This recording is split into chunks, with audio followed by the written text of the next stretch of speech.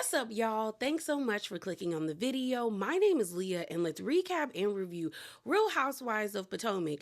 This will be season 10, episodes 9 and 10. Yeah, 9 and 10. Okay? I got things to say. And first up, girl, Stacy, your back has to be tired because watching these two episodes back to back, girl, you carrying this season on your back. On your shoulders, all right?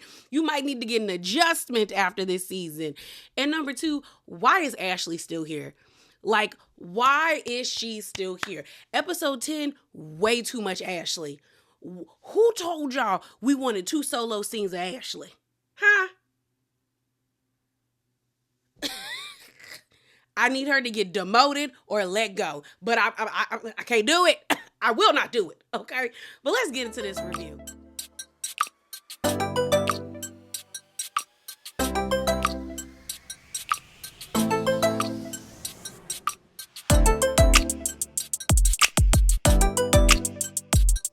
So y'all know sometimes before we get in to the review, we get a little spicy just a little bit. And I just have a few things I want to talk to you guys about, okay? So first up, I did do a standalone spicy corner. I will put the thumbnail on the screen. Y'all already know the link will be in the description box below. In that video, I talked about updates with Wendy and Keiarna's lawsuits, as well as the after show, Monique being on Watch What Happens Live and the local news. And we talked about Angel and Keiarna's lives. So if you're interested in my thoughts about any of that, please check out the link in the description box below. So the next thing I want to talk to you guys about is the Brooke Ashley. She did an interview with Angel. She posted it the other day. I'll put the link to that interview in the description box below as well. I have not watched the interview just yet. I plan on watching it. I do think Brooke does a good job with interviewing because she does not shy away from the hard questions. She does ask these housewives like the questions that everybody wants to know, okay? And I want to get into a clip of her interview that's been going around on Twitter. So we talked about how Angel was getting colorism allegations after referring to Wendy's eyes as Forest Whitaker eyes and asshole, and her lips as asshole lips. Well, Brooke asked her about that. So shouts out to Baddies. I'm about to say Braddies, but Baddies TV, they posted a clip of Brooke's interview that I want to get into. So I'm just going to read what they posted on Twitter. It says this: RHOP's Angel Massey denies colorism accusations after calling Wendy Osefu's asshole lips and Forest Whitaker eyes. Angel Massey sat down with YouTuber the Brooke Ashley and is denying colorism accusations after calling Wendy Osefu's a-hole lips and Forest Whitaker eyes on RHOP. She insisted her comments was about Wendy's facial features, not her skin tone, and says she is proud to be a brown skin and a champion of Black and brown women. Angel also opened up about the behind-the-scenes chaos during the Nevis trip, missing luggage, a broken backpack strap, mom guilt while away from her kids, and footage that didn't make it to the show, saying the drama fans see doesn't reflect the full story. And then they put thoughts below, and they gave credit to Brooke. So let me play that clip for you guys. And I just wanted to hear your thoughts. Do you regret saying what you said to your sister on camera in regards to Wendy when you were venting about the catfish comment? First, let me just say this. I know that unfortunately the viewers don't get to see a lot about my career. That is really unfortunate because I'm a big career girly. I've been a blogger myself, a journalist, TV producer, business owner, and that takes up a big, big portion of my life.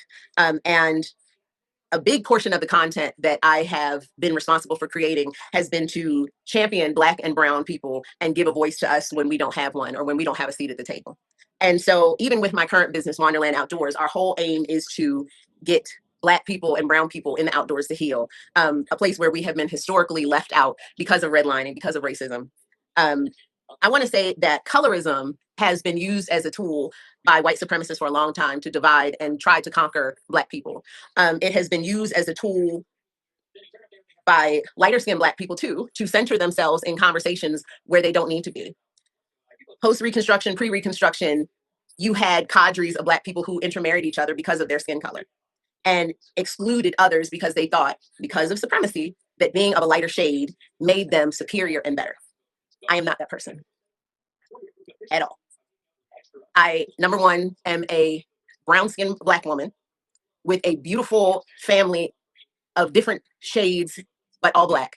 I wouldn't be sitting there with my sister, who is also a beautiful brown-skinned woman, and saying something in reference to Wendy's skin color, which is beautiful. I was talking about her facial expression. Everyone has a butthole. I was referring to the fact that when she looks at me, she gives me a stank face. That's like, so it had nothing to do with any type of colorist trope. And to my recollection or my knowledge, referring to the way that somebody's face is set, at least where a butthole and what their eyes are doing, it has not been a stereotype in the past. And if it is, then correct me if I'm wrong. But I will say this: it was never about that, and I don't even consider that where she or anybody else is concerned. I'm just not that girl. Never have been. Never will be. That wasn't a good answer, Angel. That was a good answer. I said, girl, you do know featureism is a byproduct of colorism, just like texturism is a byproduct of colorism. This 4C hair growing out of my hair is looked down, out of my head, is looked down upon, girl. And this brown skin, because you're not brown skin, girl, you're light skin. Let's call it you're a light complected Black lady, but let's call it thing a thing. I'm not ready to slap the colorist label on Angel. I will say, if you are somebody with my skin complexion or darker and you felt that way, I feel like you're well within that right. You know, as someone who has dealt with blatant colorism and even like covert colorism before, I can understand if that's how you felt, that's how you felt. But that's not where my mind went. My mind went to Angel thinks because she knew Wendy before she got on this show, it's kind of like, how dare you? You know, it's like, girl, I knew you before when you wasn't that girl, and now you think you that girl because you on this show, but I knew the Wendy before the surgery, before all of this. So in Angel's mind, she feels as though, well, I didn't have to get any plastic surgery, and I'm still the way I look, but you had to get plastic surgery to look the way you look. And mind you, even before Wendy got plastic surgery, she still was pretty. She wasn't ugly to me, you know? Even with the transphobia that was like thrusted upon Wendy, I still thought, nah, she's not a bad looking lady and y'all just hate her. Like, she's actually quite pretty before all of this, you know, very natural, to be exact. But yeah, I also think Angel is just insecure. Like, and you can tell that Angel before she had them kids was a lot skinnier. She was thinner. Now she thicker than a Snickers, and she has a gut. And normally when people who have not been fat before gain weight, they don't know how to maneuver being in a bigger body. So the insecurity I can see as someone who has been fat majority of their lives, like oozing off of her. And what's really bothering her is that Wendy laughed in her face, and that added, like, she already was feeling small, and that made her feel smaller. And she already felt like, well, girl, we knew each other. Like, I knew you before all of this. What, for real? And Angel is just struggling making friends because she's used to women clamoring to be her friend because of her wag status. We can't act like there isn't a portion of the female population that idolizes being a wag. And Bobby is a good-looking man. He got some nice thighs, okay? And he seems to treat Angel really well. They have this nice lifestyle. The money seems to be there. And so she's used to women kind of like falling at her feet, wanting to be around her and wanting to be her friend because of who she is and who she's attached to. The issue is, you being a wag does not matter in the housewives world. And she's struggling. And you can tell that she's struggling. And so she's trying to find her footing in the group, but it's just not working because you're taking cues from Keiarna. And we talked about that in the standalone Spicy Corner. But hey, those are just my thoughts. But let's get into this review. So while I was editing, I found out or saw that Candiace responded to Monique in her statements that she made on Watch What Happens Live, the local news, and then now she's on her Instagram lives talking about her statement, mainly referring to the whole, like, me and Candiace didn't have a relationship. Well, Candiace actually responded on her podcast called Undomesticated, and this is what she said. I'm going to play the clip for you guys, but I do want to read what No Chaser TV posted on Twitter. It says, Candiace Dillard Bassett didn't hold back on this week's episode of her podcast as she responds to Monique Samuel's comments on their situation. Candiace also says that girl, in parentheses, they put Monique, is only relevant when it comes time to talk about me. Hashtag RHOP. She said she's apologized to you, and I couldn't help She it. has? That's what that was in the clip. I don't think because based on what you said, I don't think you felt like you got that actual apology, and I don't recall it either. So maybe yes. I mean, I have PTSD from the entire experience. She said she's apologized to you, and I couldn't help She it. has? That's what that was in the clip. I don't think because based on what you said, I don't think you felt like you got that actual apology, and I don't recall it either. So maybe yes. I mean, I have PTSD from the entire experience, so it's possible that I could be misremembering, but I do not recall ever receiving an apology from that girl.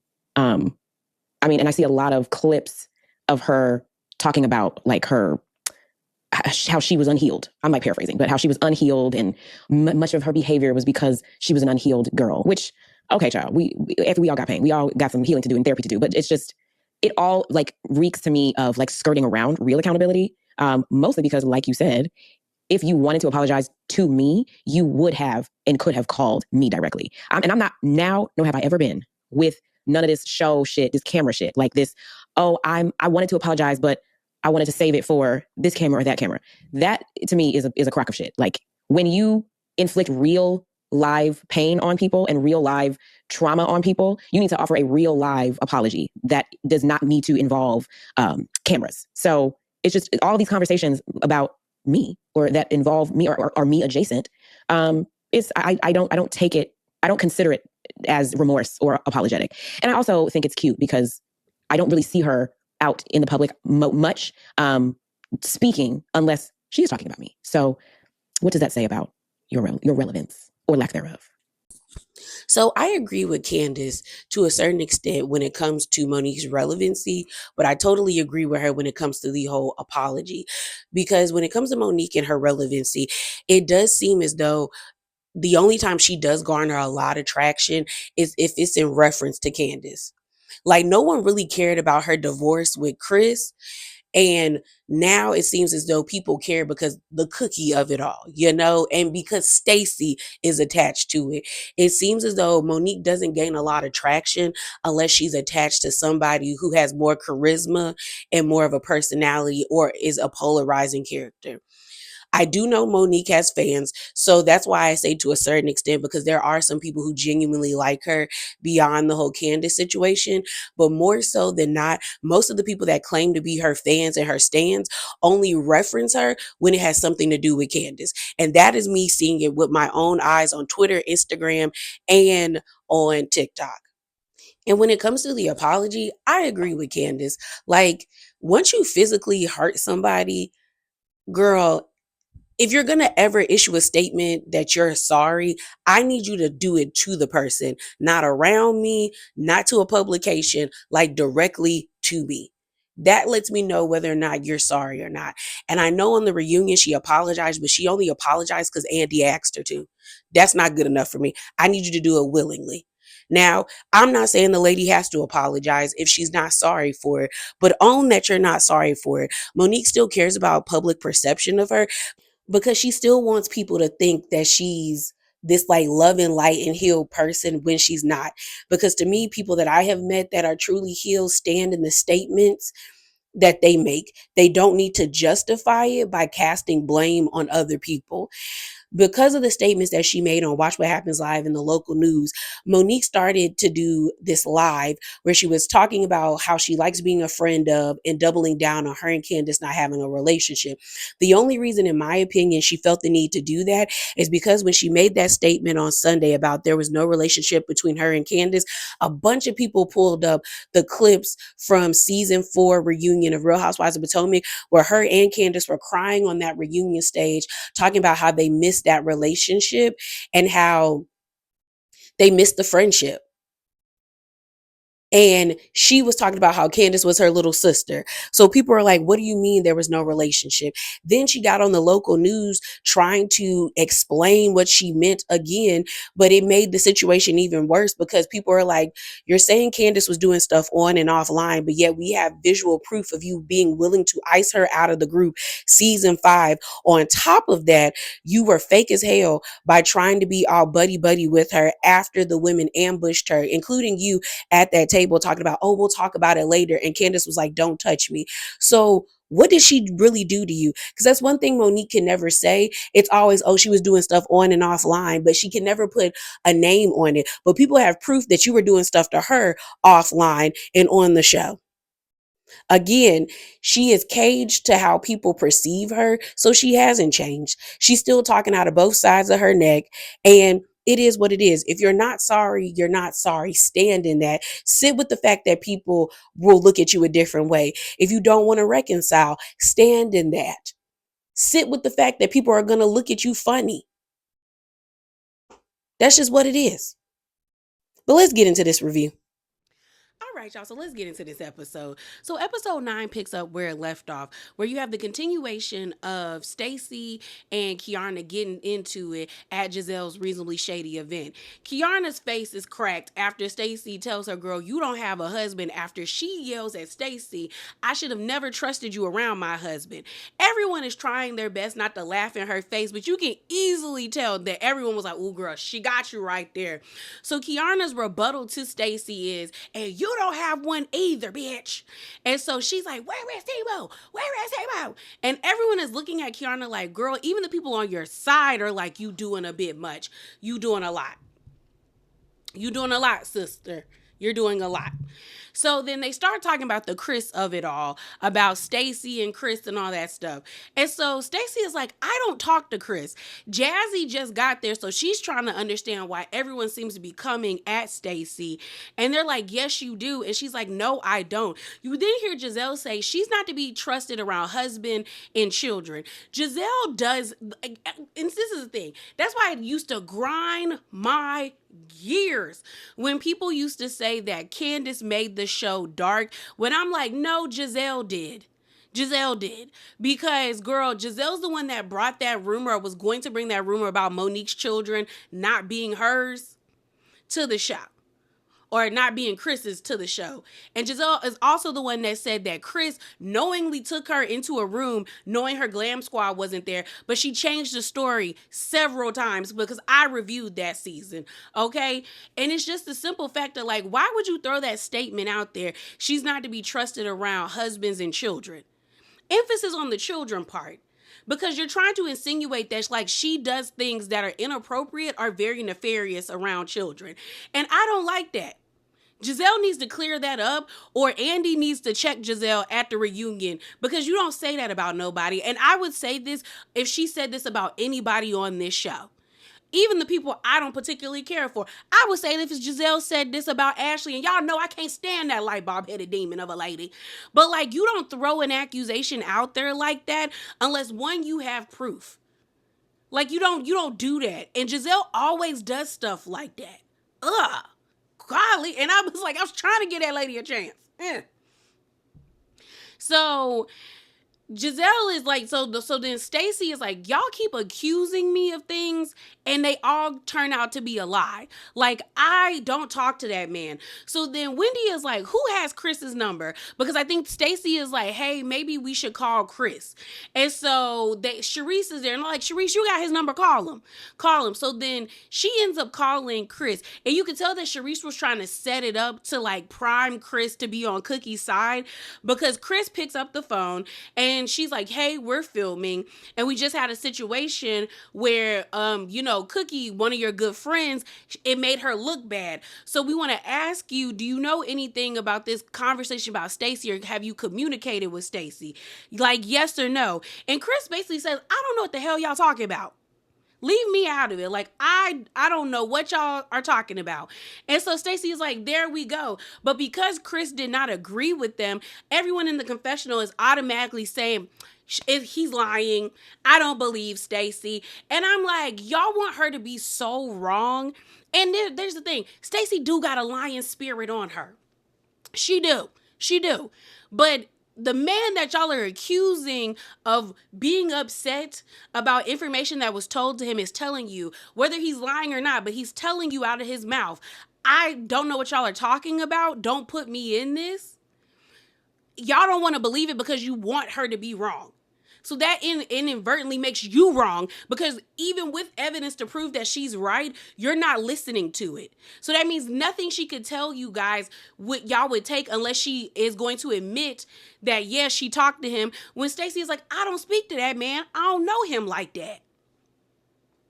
And even Stacey is just like, yeah, I know. She's like, these women are committed to believing whatever they want about me, and I could care less at this point. And you could tell that both Ashley and Giselle have nothing going on other than this Stacey thing, and they wanted it to stick so badly. Giselle and Ashley look so disappointed, and I'm like, y'all look like losers. Like, y'all are supposed to be the OGs. Y'all have been on this show for 10 years. You should not be this stuck on somebody who's on their second season. Like, this is sad. It really is sad. And why is this piece of hair not laying down? My bad, y'all. It's bothering me. It's bothering me. Okay. Again, this is sad. So, the party continues on, and we end up seeing Charisse tell this story about Stacey. I like Charisse, but this story was not needed, and I feel like the only reason why our producers kept it in was because it was about Stacey, and that's why I say Stacey is carrying this show on her back. Because, girl, what was this? Pretty much she tells this story to Jazzy, Angel, and Tia, because Jazzy is confused as to the hostility that these women have towards Stacey, because she was like, y'all was cool. We was all cool the last time I saw y'all, but I guess some stuff has went down since, I got married. So Charisse tells this story where she's like, her and Stacey went out, I guess, for drinks or for dinner. They meet up with these guys there that they were like, they met them at the bar, I guess, and they sat down with them. Come to find out, one of the guys that Stacey was flirting back and forth with and really feeling was married. The guy's friend tells Stacey that when the man goes to the bathroom. Charisse ends up saying that this trick turned to me and said, what does that have to do with me? And I actually believe Charisse. Charisse doesn't really lie, to be honest. She's the one that has been telling us that Karen was a drunk for years, but because people don't like Charisse's aesthetic and they don't like Charisse and her personality, they didn't want to believe what she had to say about Karen. But she was solid. Like, she was very much like, girl, you're a drunk. Like, she let it be known. Okay, so I do think she's telling the truth. But again, what does this story have to add to anything other than it has something to do with Stacey? And again, if you're talking about Stacey, you gonna get airtime on this show, it seems, okay? So we end up seeing a conversation between Stacey and Wendy, where Wendy is like, wiping the sweat from Stacey's brow, and she's like, girl, they had you on the ropes. And Stacey's like, where my Vaseline? And Wendy's like, but hey, you came out swinging, so you doing something right.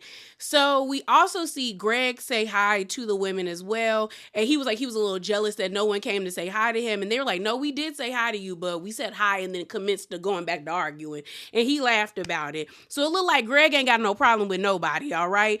So we then see this conversation between Giselle and Wendy, where Giselle basically tells Wendy, girl, Angel told me she got smoke for you. She came up to me earlier in the party and they flashed back to it. And she basically said she cool with me because I apologize, but she still got problems with you. And Wendy's like, girl, what? So then Giselle calls Angel over and she's like, Angel, didn't you say you had smoke for Wendy? And Wendy is looking at her like, yeah, like what's good? What's up, girl? So then Angel says, well, I feel like you don't treat me right. And Wendy is like, I don't treat you right. Like, what are you talking about? And Angel's like, yeah, you're dismissive and very snide, like you're being right now. And Wendy's like, no, girl, I'm being direct. And I feel like you got a one-sided beef with me because I don't have an issue with you. And this piece of hair is bothering me too. My God, today, girl. And so Angel's like, you know what? We're not going to gaslight me and we're not going to be dismissive. And Wendy is like, what are you talking about? She's like, I want to know what I have done to you. And then when he was like, I can see your brain is working, trying to come up with something. And Angel's like, what are you now, Miss Cleo? And she's just like, girl, what's your issue? So then Wendy brings up how she had a conversation with Tia. And she said, Tia told me you had an issue with me not speaking to you at the airport. And she was like, well, yeah, like you didn't say anything. And so Wendy was like, but didn't you see me too? And she was like, well, yeah. And she was like, so it don't work both ways? And I'm like, yeah. But I'm also like, Angel, why were you expecting Wendy to be so chummy with you? Because prior to that, you snapped out at her at, what's her name? Keiarna's house before Preakness. So she probably doesn't really want to say hi to you. And if you really wanted her to acknowledge your presence, you should have came up to her and been like, you know what? Like, hey girl, hi, good morning, something. But I think Angel is so used to people being enamored by the fact that she's a wag that women clamor around her. Because I'm like, girl, no one has to do anything for you other than be cordial. And sometimes people don't, like, when I'm at the airport, I don't really want to talk to nobody, especially if it's an early flight. Leave me alone. I just want to get through TSA, go get my bagel for Einstein's Bagel. I like the lox bagel, okay? Some salmon, and they do, sometimes I wish they had, because I had this at another bagel place, this spicy honey mustard is amazing. But like, if I'm at I that's all I want. I want my bagel, I want my soda or my Sprite or my orange juice that I'm about to drink with this bagel, and I want you to leave me alone. I don't want to say good morning to you. I don't want to say hi to you. Just leave me alone, So I'm just like, Angel, we're grasping at straws, sweetheart. We're grasping. So the conversation continues on with Ashley jumping in saying, well, weren't you also, like, you spoke to us, you were also upset about Wendy saying the whole catfish thing. Stacey was like, the catfish thing, I don't think Wendy said that. And Wendy said, no, I didn't say it. Giselle said it. So then Giselle was like, yeah, I said it, but you have Keiarna be like, no, you said it, Wendy. And Giselle's like, no, I said it. I'm the one that said it. And Keiarna's like, oh, yeah, shut up, And so they flash back and you see Giselle saying it, but you hear Wendy laughing. Honestly, if Angel wanted to dead this situation, all she had to say was like, look, Wendy, I didn't like the fact that Giselle said that about me being a catfish. My feelings were already hurt and I was already embarrassed and feeling small. Then you obnoxiously laughed and it was like pouring orange juice or salt in my wound. Okay, it hurt. And I would appreciate it if you could apologize to me at that so we could move on. Because Angel, you're lying. Like, you are making shit in your head that's not there. The lady never explained to you or called you a catfish. All she said is, this lady is reporting to be something you're not. And you got an attitude with me, but not her. And you said, I'm allowed to change my opinions. So you the one with the issue, not Wendy, ma'am. And so Wendy basically says, I didn't say it. The person that said that they said it is saying it, and you still want to come for me. You still want an issue. So then Angel said, this is just another example of you being dismissive. And Wendy said, no, this is just another example of you falling flat. And you got Giselle being like, ooh. So then Angel's like, I'm done. Like, thank you, whatever. Thank you. She was like, I'm choosing not to engage in this anymore. And Wendy's like, you're saying thank you as if we want you here. So then Keiarna jumps into the conversation. She jumps into the conversation, and then you hear Stacey say, here come her Siamese twin trying to get in and piggyback off of this situation. So then Stacey and Keiarna get back into it, and she's like going off. And so Wendy's like, listen to me. Can y'all listen to me while they're arguing? So then you have Tia in the confessional being like, it wouldn't be a Giselle party unless it was messy. And this is a lot of mess. So then Keiarna's like, stop talking to me, Stacey. And Stacey's like, what do we have to talk about? Like, you came over here trying to get into this. And so then Keiarna's like, girl, you're obsessed. You want what I have.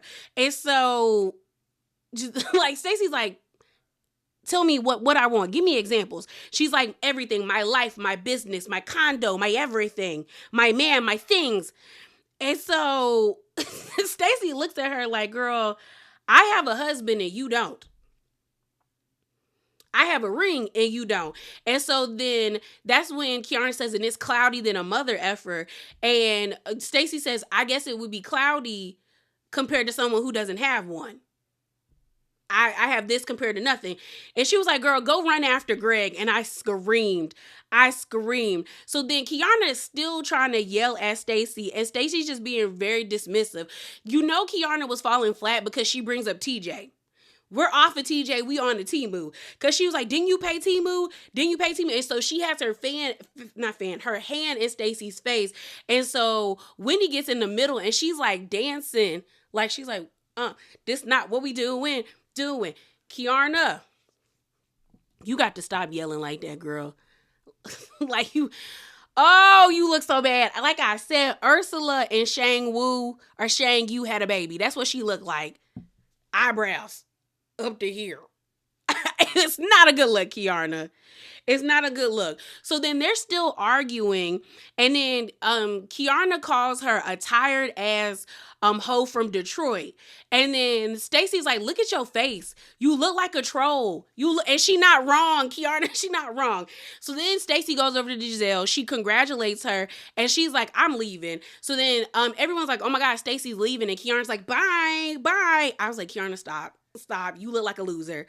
And so Jazzy is like, are you really leaving? Like, are you sure? And Stacey's like, Jazzy, open your eyes. Don't nobody want me here. So then Wendy comes up and she was like, are you really leaving?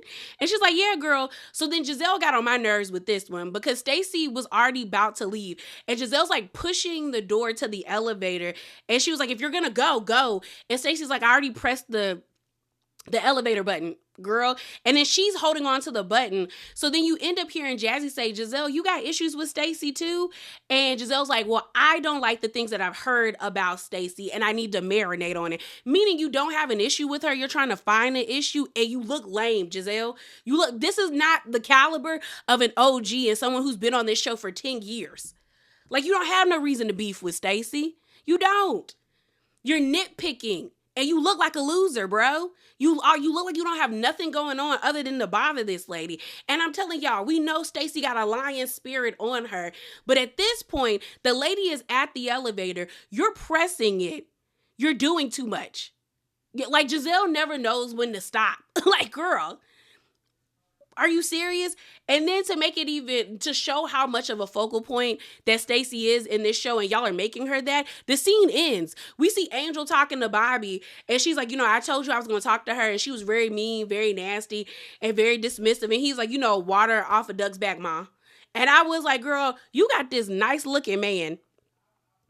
Why you not on him? Like, I wouldn't, like, thighs and all, Like, I'm just like, girl, why are you pressed about this situation?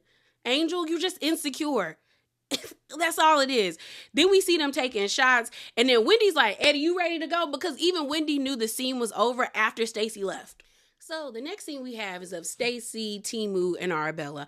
Honestly, I didn't care too much about this scene, but what I gleaned from it is that they are still committed to not telling Arabella what is happening between her and Timu. We know that they told the little girl that they got a divorce, but it seems as though they're keeping this like friendly relationship in front of their daughters, but you could tell that they are still like messing around because Stacey is kissing on him. He's smacking her butt with the pizza paddle that you used to shove the pizza in the oven, in nice pizzerias and stuff like that. We also find out that Stacey is launching the Shio brand, and Arabella doesn't really understand the cannabis is. I mean, she's 9. That's understandable, but she knows that Stacey is releasing gummies, and she's very proud of her mom. I thought it was funny that they were making pizza, but like pizza made from scratch, and it reminded me of TJ, and I was like, I guess Timo still feels some type of way about TJ and Stacey, because I was like, this is interesting. But Stacey basically says it's nice to come back home to people that care about her and positivity after dealing with so much negativity from the ladies. We also find out that Timu is not staying in the house with them. They still live separately, but it seems as though he's always over at the house all the time. So then leaving that scene, we have this scene with Ashley, Sheila, and the boys. Sheila goes over to Ashley's house. We find out that the oldest child is learning how to play the piano. Ashley starts singing. When I tell you I'm so sick of Ashley singing, like, and not even in like a oh, I'm just tired. Like, I'm sick of it. Like, she sounds horrible. And I don't understand why that back alley lounge keeps allowing her to sing, because she sounds a mess. Like, it's not cute. And I just feel like the only reason why Ashley can do that is because of colorism. Like, we're going to talk about, because I'm just like, you sound like crap. And I feel like Ashley is trolling us the same way Giselle trolls us with her hair and her fashions, because you can't tell me you've been on this show for 10 years. You live in the DMV and you can't find a good hairstylist, because why was Giselle's ponytail and hair not matching? You have honey blonde hair. It's easy to find honey blonde, like, what's it called? Drawstring ponytails. Or you can make one. I've made a couple of them, girl. So I'm just like, I can't. And I feel like Ashley's trolling us because I'm thinking back to the holiday special that Bravo did at BravoCon, and they had everybody singing, but I don't remember Ashley. So it's like you can sing in them back alley lounges, but you couldn't sing on national television. That's how you know you sound like crap. You know you do, because Lisa Barlow was up there, and Lisa can't sing a lick, but I think Lisa knows she can't sing a lick, but she gonna take every opportunity to be on camera. Brittany sang as well. You have Melissa from Real Housewives of I'm about to say Orange County, but Real Housewives of New Jersey singing. You had Shamia and Drew singing from Atlanta. You also had Luann singing from New York, and you had Adriana singing from Miami, but I do not remember Ashley singing. But yes, she's supposed to have this singing career. She knows she can't sing. I'm sick of her, okay?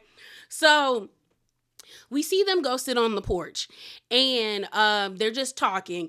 Sheila asks Ashley about Josh, and Ashley is kind of over Josh. We can tell that she's probably more than likely going to break up with him.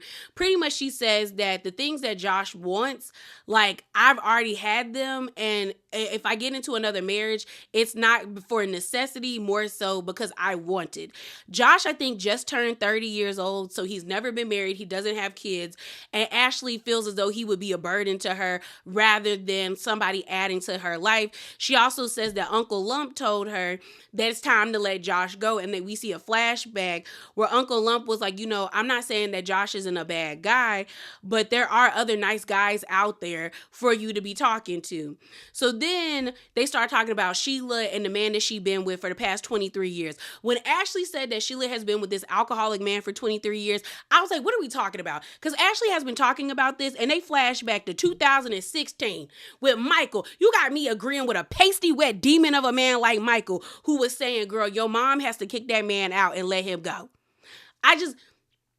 Ashley ain't got nothing going on. She has no storyline. Your storyline consists of you trolling and coming at Stacey, or you talking about your mom and her substance abuse husband, and you've been talking about that since 2016. It's 2025, lady. Like, what are we doing, Ashley? Basically, Uncle Lump said, your mom could be happy as a pig in shit with that man. She's an adult. She can have her own, she's making her own decisions. And Ashley brings that up to her mom, where she was like, I also talked to Uncle Lump, and he was talking about how, I need to allow you to make your own decisions because you're an adult. We find out that Sheila is basically running herself ragged for this man. He's been an alcoholic for the past 23 years. It's caused issues between her and Sheila and her half-sister. And she was just like, I need my mom to understand that she's the only parent I got. They flash back to when her daddy slammed the door in her face back in 2019, and she was crying to her uncle, and she's just like, you're my only parent. You mean the most to me, you and my kids, and I need you to do better for yourself, because Sheila talks about how she threw up and there was blood in it. At this point, let Sheila run herself into the ground.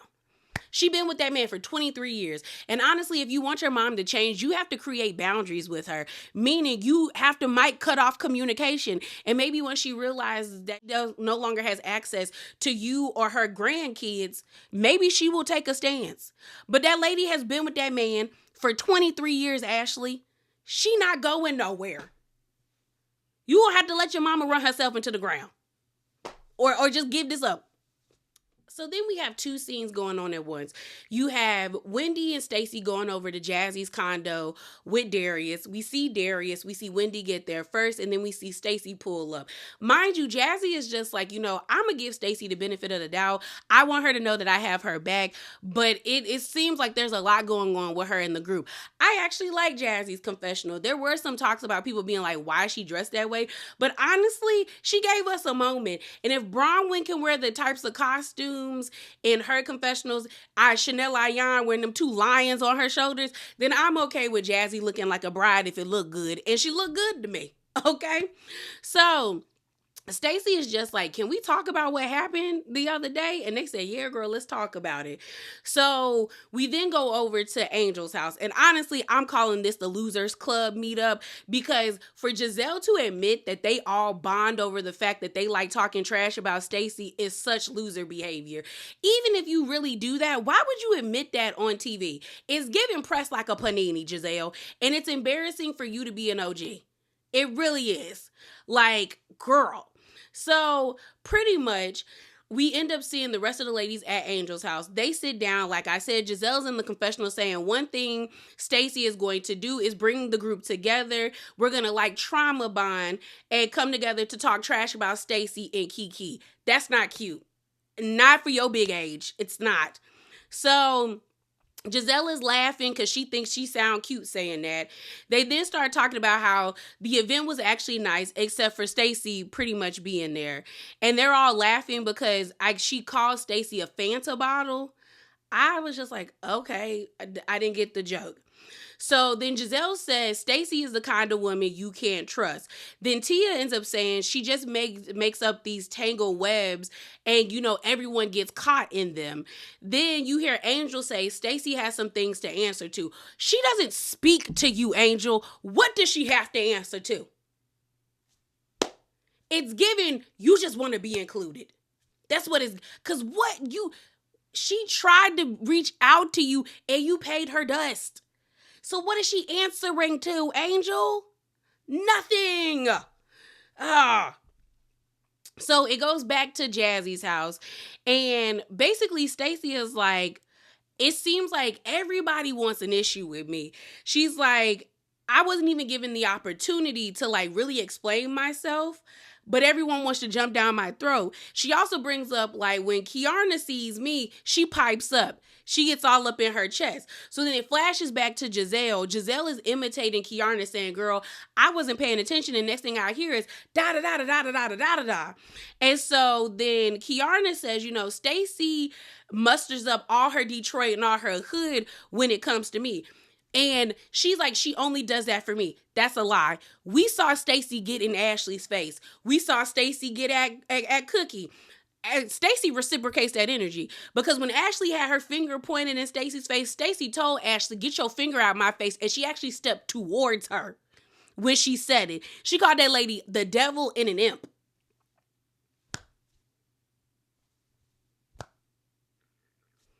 She told Cookie, I'm going to point at you. No matter, like, I will point at you, like, however you want it. Do you want it this way or do you want it this way? Either way, I'm going to get in your space.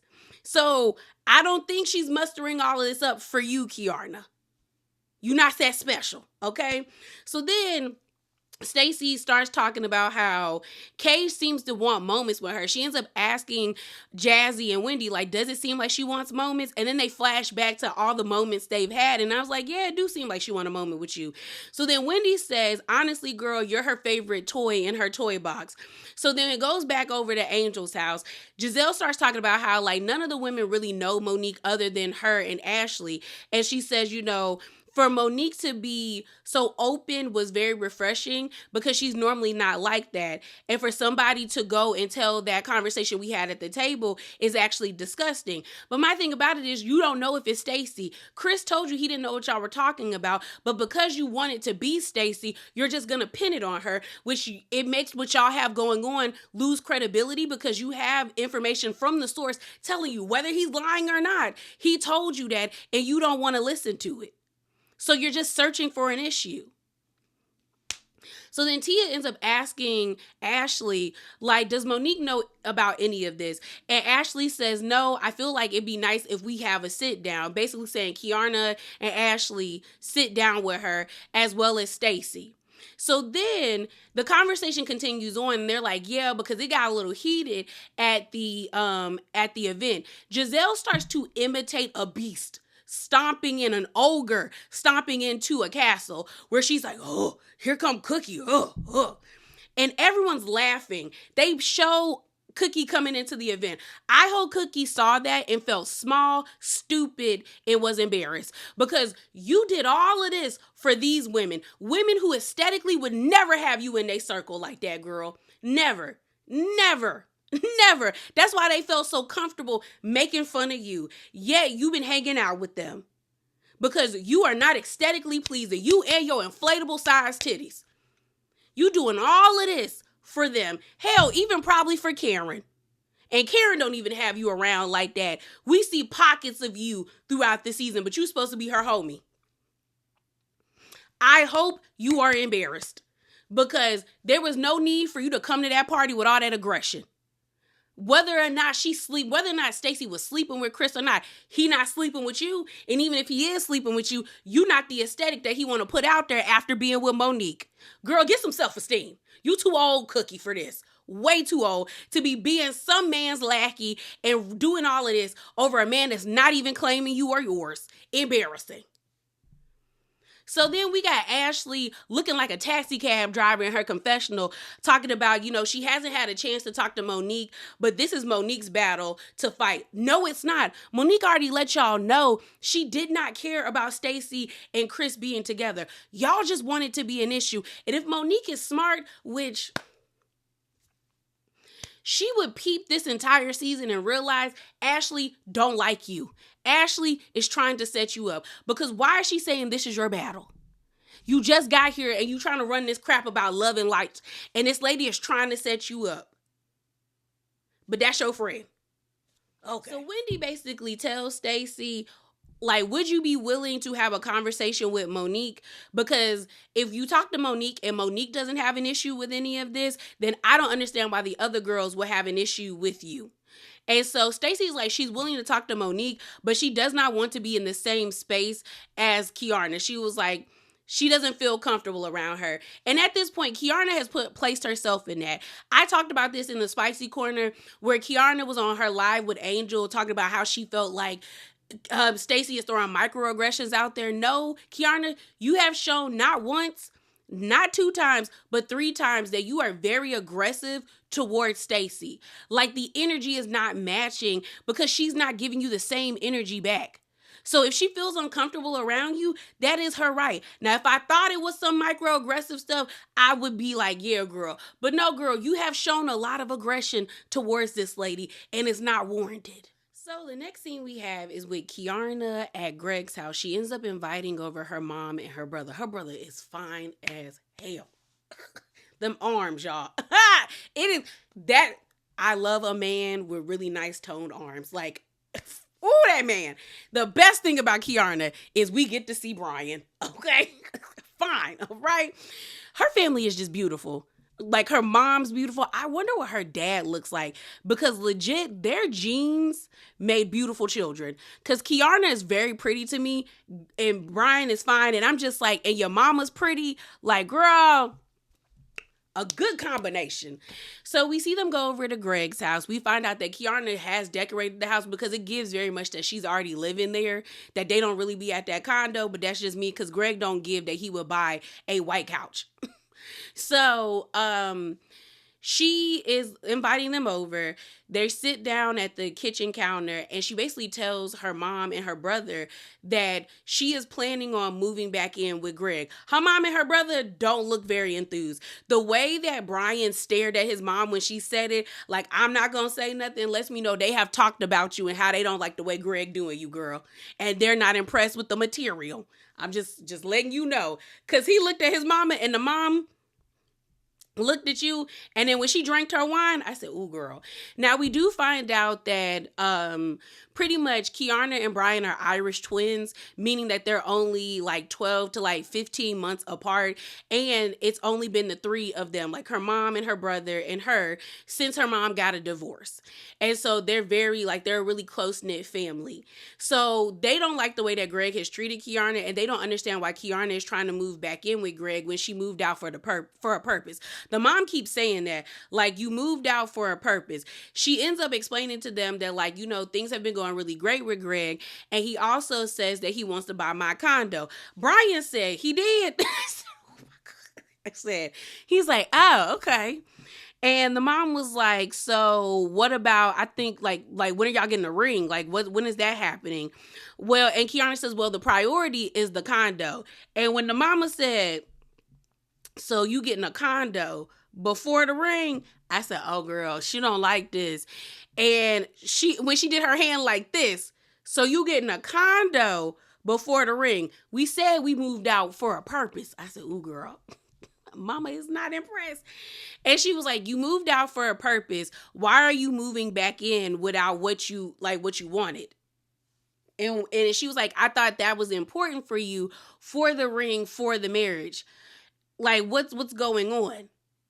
So in the confessionals, Keiarna says that Greg wants to buy a condo. She was like, she knows her mom likes Greg, and it's just taking them time to get over what happened between them. But she feels like the ring is coming. You know, she feels like she's in this fully committed relationship with Greg, and she's not going anywhere. So she's like, the condo is just a part of the plan. Like, it's another addition to the plan. And so she's like, you like Greg. You like him. And the mom says, do you want me to like him or do you want me to love him? And Keiarna says, right now, like is fine. And the truth of the matter is, Keiarna, I don't think Greg is going to marry you. We just going to have to call a thing a thing. That man has been married already and has 3 kids from that marriage. He's not really looking for that type of commitment. And if he is looking for it, there's probably a lot of things you're going to have to compromise on. If you want kids, I don't see that happening because he already got 3 himself. Like, it does feel like Keiarna is settling because I think Keiarna is overcorrecting. Like, we know that she dated, the bad boys in the past because, they brought up her dating a drug dealer. Now she's dating this, like, regular DC guy, which there's nothing wrong with that. But when you think about it, it's like Keiarna could get anybody if she really put her mind to it. And it's like Greg is not giving you what you want, and it seems as though you're just settling for it, which is wild to me when you don't have to. Because I know if I look like you, girl, I'm doing what I want, when I want, how I want. And I don't care who cares. I don't care. So then the next scene we see is of Wendy, her sister Ivy, and her mom. It was uncomfortable when the mama stepped into the scene, but we not there yet. We see the construction is still going on at Wendy's house. We also see her and Ivy go sit down on the deck, and they talk about how Wendy is still feeling some type of way about her dad. She's like, we did go to Nigeria because that was a lot of people's, like, girl, y'all went to Nigeria. Like, you haven't seen your dad physically in 20 years, and you ain't never been to Nigeria. Well, we find out that they actually did go to Nigeria, and the dad basically lied and said he was sick, and they were there for an entire month. And she was like, that really hurt. She felt like it was another way of him leaving her. And she tells her sister, I was hoping that if he saw me and saw how successful I was, that would want him to be a part of my life. And Ivy was just like, I don't think he doesn't want us to be a part of his life. I just think he's used to us not being there. Like, he got used to living his life without us. And that's just like a hard pill to swallow. And Wendy says in her confessional that Ivy is kind of just seeing her father for who he is. And Wendy is in this state of, like, still chasing after a relationship with this man instead of just seeing it for what it is. And that sucks for her. It really does. Like, I have a really close relationship with my dad, and I could only imagine, or I could not imagine what it wouldn't be like to be able to call him when I need him, or just to talk to him to see how his day is going. And so to know that there was an opportunity for him to have a conversation with her and he didn't do it. And then when it was her birthday, he didn't wish her happy birthday, but yet wished another family member a happy birthday. It's sad because it does show that he does not think of them, even though she's thinking of him. And hopefully one day she gets like her sister Ivy, because I feel like Ivy is in the perfect place for herself. Like, she probably was Wendy at some point, but then just realized this man is never going to change, and I'm not going to bend myself into a pretzel in order to get him to see my worth and my value when I'm already worthy of that. We then see Mama Susie get there. Girl, she got to let go of that bleaching cream. She got to let it go. And she done lost some weight. She need to get off them shots, okay? But pretty much, they start talking about the dad with the mom being there. She shuts it down. She basically says, your daddy's just jealous because he see how great y'all taking care of me. The money I get, the way y'all making me, he jealous. She goes on to say that your dad can have 200 children, but there's only one Wendy. And that's very much true. There's only one you. And people should value that. And if they don't value it, then they shouldn't be in your life. So she was just like, thanks, Mom. They then go into the house. And this is where I got uncomfortable, where the mom was like, Wendy got the budget. And I was like, do she? Because it's not giving that. Well, what we know now. But you can tell that if it does come out that all of the stuff that they are saying about Wendy and Eddie and this whole insurance thing, it was the pressure of trying to keep up with the Joneses, but also that mama. Because that lady gonna want her allowance weekly. And she gonna let them know my daughters is taking care of me. So let's get into this last scene of episode 9 so we can get into episode 10, okay? So pretty much we finally see the sit down between Stacy and Monique. The first people to get to the restaurant are Keiarna and Ashley. And pretty much Ashley says that the reason why she wanted to have this sit down is because she felt at the Reasonably Shady event it was too much going on and Stacy couldn't hear, and they want Stacy to listen to them. Keiarna ends up asking Ashley, how do you think your friend is going to react? Because I don't know Monique. Ashley then says that it's a 50-50 chance that Monique will be upset. She may even clock Stacy or check her. That's the second time Ashley has referenced Monique being violent to somebody. In the beginning of the episode, she said this was Monique's battle. Battle means a physical confrontation. Why do you want that lady to be physical with Stacy? Now you're saying she might clock her. And the thing about it is like, even though I don't like Monique, that's messed up to me. If that is supposed to be somebody that is your friend, they should not be wanting to put you in a environment where you can be physically violent towards somebody, especially when you've been going on this like journey that you claim you on that I don't believe, but you're saying that, you know, you're trying to present love and light. Why would you be friends with someone who does that to you? But then again, you know who Ashley is, but you're okay with Ashley being a snake in the grass. Hopefully you cool with that, because they gonna use you. The longer Monique stays on this show, she gonna revert back. I mean, she already there. She got y'all fooled, but she ain't got me fooled. That press tour, the mask fell, okay? But I still think it's messed up that she's trying to put her in a situation where she could potentially put her hands back on somebody, and she's supposed to be her friend. That's lame as hell to me. Lame. So Monique finally gets there and she basically says that, girl, I know what these sit downs are about. I know what could happen. I'm not too sure what this is about, but I know how these sit downs go. So they sit down together. And basically, Keiarna starts off the conversation saying that, hey, like, you were the topic of conversation at Giselle's last party, and we just wanted to, like, download you on this information. So Monique is like, I don't really know too much about what y'all are talking about, but I did hear something to the effect of, like, what I said to Tia when she asked me when it was the time where I realized that this was, you know, I was done with this relationship, and the whole piece of meat situation came up again. And so Keiarna ends up saying, well, she, after that event, was on the phone with Cookie. And she said Cookie told her that Chris found out about that conversation and was really upset. Monique is already looking at her with squinted eyes like, girl, you said two people I don't trust nor do I like, which is my ex-husband and Cookie's lying ass. So Monique says, you know, I'm not gonna just believe that. You know, like, you're dealing with people who are known to twist the truth, and I'm just not gonna believe it. The way that Keiarna looked, like, you could tell that she was caught off guard because she thought like Monique was just going to believe what she said. Because Keiarna is in this echo chamber being around Giselle, Ashley, Tia, and Angel, where everyone is like, well, of course she's gonna believe us. Everybody knows Stacy is a liar. But then you have someone who's out of that echo chamber that's like, girl, I have actual dealings with these people. I've been dealing with these people far longer than you. I'm just not gonna believe what you're saying. It's not gonna happen. So she's just like, I don't know about this. So as the conversation goes on, Monique basically says, I want to know facts. That's all I want to know. And she says in her confessional, I don't really care what Stacy did or did not tell my ex-husband. As long as she told the truth, I don't care. She said, my only thing is, like, co-parenting with him has already been a nightmare. So I would hope she told the truth. You then see Wendy get there. So Wendy sits down and Wendy starts telling her about the conversation she had with Stacy. She says, you know, I talked to Stacy and she basically told me she did not talk to Chris. Like, we had a conversation at the party. They got Sharice to call Chris. And she's like, Sharice? Because you know Monique don't like Sharice. So then Ashley tries to swoop in. Well, we know we got Sharice to call because she has his number. And we were trying to, yeah, you and Keiarna look dumb.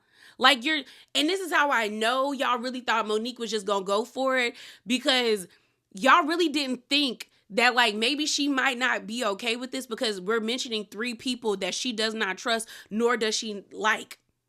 Like, like, what did y'all think was gonna happen? So and Wendy is like, well, I asked Stacey, did you talk to him? And she was like, no, I did not talk to him. And they asked Chris, did he have a conversation with her? And Chris says no. And it flashes back to it. So she goes on to say that I had a conversation with Stacey, and Stacey says she's willing to have a conversation with you, but she don't really want to be around Ashley or Keiarna. She does not feel comfortable. And so Keiarna is taken aback, like, are you serious? And then I'm like, Keiarna, and then you prove why Stacey does not feel comfortable around you, because the next words out of your mouth is, I have zero interest being around a fraud ass bitch. You got aggressive and hostile that quick. Like, oh, Keiarna, you're a disappointment and you're frustrating because you are getting angry so quickly. And it's like, girl, you might have an anger problem when it comes to Stacey, because she's telling you, I don't feel comfortable around you. And then the next thing you say is, I have zero interest being around a fake fraud ass bitch. The lady not even there. The lady's not even there. You're not helping your case. And that's why you was crying at the bar. So Stacey gets there and Keiarna immediately dismisses herself, which I'm like, Housewives 101, you stay in that scene until the end. The fact that you got up, rookie mistake, and you are just a friend of the show, girl. Because you see, Ashley didn't move, even though when Stacey sat down, she said she was fine with having a conversation with Wendy and Monique. And she didn't want to have it with Ashley. You should have sat there with Ashley. Girl. So they start having a conversation. What it boils down to is it seems like Chris has been reaching out to Stacey. And I get what Ashley was trying to say when Stacey was showing Monique the text message, that people can delete text messages. But where I feel like Stacey was telling the truth is when she says that Chris saw her and her daughter on that magazine and he was like, you guys look beautiful. She said she didn't respond to him. His response to her was, a thanks would be appreciated. That means she did not thank him. She did not respond to him. Then he texted her again saying, hey, I'm hearing that my name is coming up while y'all are filming. We find out that was texted to her June the 1st. Monique was like, I wasn't even filming during that time. All while the conversation is going on, Ashley is getting annoyed because she's realizing that her plan isn't working. She's making faces, and then Wendy swoops in and she was like, clearly there's a leak in this group. Someone's leaking information. And she was like, I don't believe that it's anybody at this table. And Wendy's in the confessional saying, let me put on my detective wig. She said it could be Keiarna because Keiarna is now all of a sudden cool with Cookie, and both Keiarna and Cookie do not like Stacey. Then she said it could be Angel because we find out that Angel and Chris know each other, and Monique actually knows Bobby as well because Chris was Bobby's mentor, and she could have been pillow talking with him. And he might have told him and been like, bro, they talking about you. Then there's Giselle, because Giselle is messy and she just now all of a sudden became friends with Cookie. And then you have Stacey, like Wendy said, because Stacey lies. She gonna lie in the future. She's lied in the past. But ultimately, what is done in the dark is gonna come to light. You then see Ashley get up from the table and go check up on Keiarna. Like I said, Keiarna was crying at the bar and Ashley was like, are you okay? And I'm like, why do you need to know if she's okay? And why are you crying? That's how you know all of this from Keiarna is bravado. Like, we know Keiarna can get down with the get down. We know she can fight. But this energy to constantly be like, at somebody, that's not Keiarna for real, for real. Because if you was really about that life, you wouldn't be sitting at that table at the bar crying. You would have sat at that table with them and you wouldn't have left. But you left because it bothers you that lady feels uncomfortable around you. And that's why your knee-jerk reaction is to get angry instead of tapering your response. But basically, the episode ends with Monique telling Stacey to be careful because these people that she's talking to plays games. And she says she divorced her husband for a reason and she don't get down like that.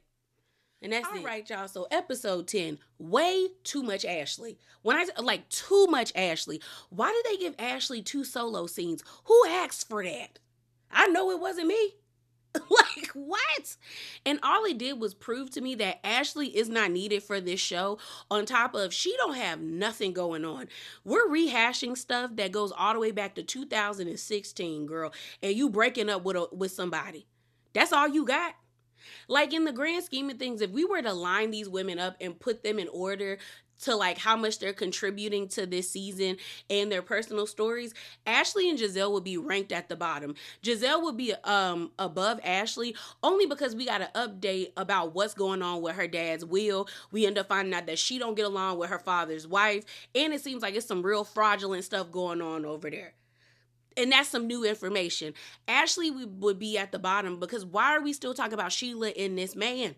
Why? like why? On top of that, I guess they're saying her contribution to the show is that she brought Monique on, but that ain't enough.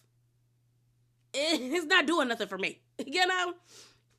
So the episode opens up and we see Giselle at the dealership. She's thinking about getting an electric Range Rover. She's talking about, I'm trying to, help the environment. She's worried about climate change. I don't think Giselle cared about climate change. She couldn't even say glacier. She was like, what about the mountains and the ice? I said, because if you cared, you would know about the ice caps and the glaciers, okay? But she wants a new car. The white Range Rover, ugly. The matte black one, sexy. Okay, my first car was white. I hated it. Not saying that I hated the fact that I had a car. Like, I enjoyed the fact that I had a car and I was appreciative of that, but I hate that it was white. Like, if it was any other color, I would have been fine with it. But I just hated the fact that, I would wash that car and then by the end of the week, it'd be dirty again. And that would grind my gears. I could take it to through the wash, the car wash, and it would still be within 2 weeks or a week be dirty. And they used to grind my gears, okay? So we see Wendy pull up. And Wendy and Giselle are talking. And Wendy was like, ooh, my lease to my car is almost up. And I'm thinking about getting the same car as you. I'm not going to pull a Stacy. I'm going to tell you up front. And so they laugh about it. So then Giselle ends up asking her, how are you and Stacy? What do you feel about her? And Wendy says, I think some people struggle with telling people they like what you're doing. So instead of doing that, they just mimic you. So they flash back to Wendy and Stacy's conversation when she let Wendy know about Shayo and everything, and Wendy being like, okay, girl, with the whole Nigerian word and everything. And then Wendy lets Giselle know that she also Stacy reached out to Wendy's stylist to style her. And Giselle was like, what? See, and that's the thing about Stacy. We already know Stacy got a lion spirit, but Stacy does move in a funny way, which you do look at her with the side eye what's up with you? Because it's one thing with the cannabis thing, because it's not like Wendy and Eddie have the share, they own the cannabis market, So Stacy could have a cannabis line. The issue is Stacy should have just been honest and told Wendy up front, hey, I'm thinking about going into this business, but it has nothing to do with you and Eddie. Then it does make it a little more weird when you make it a Nigerian name, you call it Shayor, not Shayo, but Shayor, Stacy has been saying is wrong since Tia and Wendy have told us that's not how you pronounce that word. Now you're reaching out to Wendy's stylist. It does make you look at her like, what are you doing? But Wendy basically says she doesn't think Stacy means any harm. She just is I think she's a sweet person all in all. So then Wendy says, y'all just need to stop jumping on her because y'all keep jumping on Stacy. And Giselle says it's valid though. Stacy is making beds that she's lying in. So then in the confessional, Giselle says that Stacy is a big fat liar. And she also feels like Stacy is sneaky. And I was like, that's rich coming from you when you the sneakiest ones of them all, lady. A mess, Giselle. So as they're standing there, Giselle is just like, I'm going to lay off of Stacy. I'm going to be neutral, but I'm not going to give her any of my energy. Any of that. So then the sales associate comes up to Giselle and Wendy and is like, hey, are you guys ready to drive the car? Wendy said on the after show, Giselle cannot drive. She was like, she's the type of person to keep her foot on the brake, and it's a lot of jerking back and forth. And then you could even tell that the sales associate was uncomfortable because he was in the car and I said, oh, no. So then Giselle brings up Karen, and she was like, as Karen would say, let's punch it. And they both are like, oh, dang, like Karen really is in jail. So then Giselle ends up asking Wendy, do you think Karen should be free? And Wendy was like, yeah, I do think Karen should be free. So then you hear Giselle say, free Karen. And then they start talking about Monique, where Giselle ends up asking Wendy, how did you feel about Monique coming back to the group? And Wendy was like, I didn't know what to expect, but because the last time we saw her, she had that binder, you know, but she seems like she's in a different place. And it was actually kind of nice to have her around. So then Wendy ends up asking Giselle, what about you? How do you feel about her? And Giselle is like, you know, I don't know how to feel, but I do want to have a sit down with her. In the confessional, Giselle says, if she is the same Monique that I met 5 years ago, then I'll leave her where she's at 5 years ago. That's it. That's all. So I'm willing to have a conversation with her, but I hope she really has changed. So the next scene we have is with AJ and Stacey. And I like AJ. I feel like he naturally like works with this group. Like it doesn't feel like they're forcing him onto us. Like, and that could be due to him doing reality TV before in the early 2000s. But when he's in scenes with Stacey or when he's in scenes with the ladies, it flows, in my opinion. Okay. So pretty much they're at this pub and Stacey is thanking AJ for flying out to be there for her launch party. We find out that Stacey is launching Shio later that week, and AJ is like, you know, I wouldn't miss it for the world. Like, you know, I always got your back. And so he's like, how does it feel to do something so historic? Because Stacey reiterates, you know, I'm going to be the first Black lady to have a cannabis line in Virginia, and I'm launching it on Juneteenth. So in her confessional, she's like, you know, I'm birthing Shio to the world. And he's like, yeah, that's wonderful, but how do the other women feel about it? And Stacey says, you know, they haven't been really supportive, but I did invite everybody to attend the launch event. They actually show us a flashback of her having a conversation with Giselle, I think on episode 9, because she's still in the outfit for her promotional photos that she's using for the brand. And Giselle kind of is like, doesn't understand what she's doing, even though Giselle knows that Stacey is launching a cannabis line. She immediately is like, oh, you're doing it for QVC? And Stacey's like, no, Giselle, my cannabis line. So I was like, girl, I don't even know why you called Giselle. I don't even know why you did that. So AJ ends up asking, like, what's going on with you and them? Like, what's up with them? And Stacey basically says that the women keep accusing her of stuff, but like things just aren't sticking.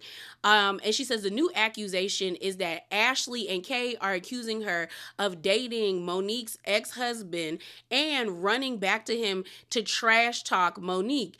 And AJ is like, how did they come across this information? Like, where did Ashley get this information from? And Stacey is like, well, Keiarna told her that somebody told her that that's what I was doing. And AJ is like, that's dumb. And I agree with AJ, because my thing about it is, yes, we know Stacey lies, but if y'all don't have concrete proof that this is what that lady is doing, it's the same thing that's happening on SLC with them accusing Lisa of leaking information to the blogs.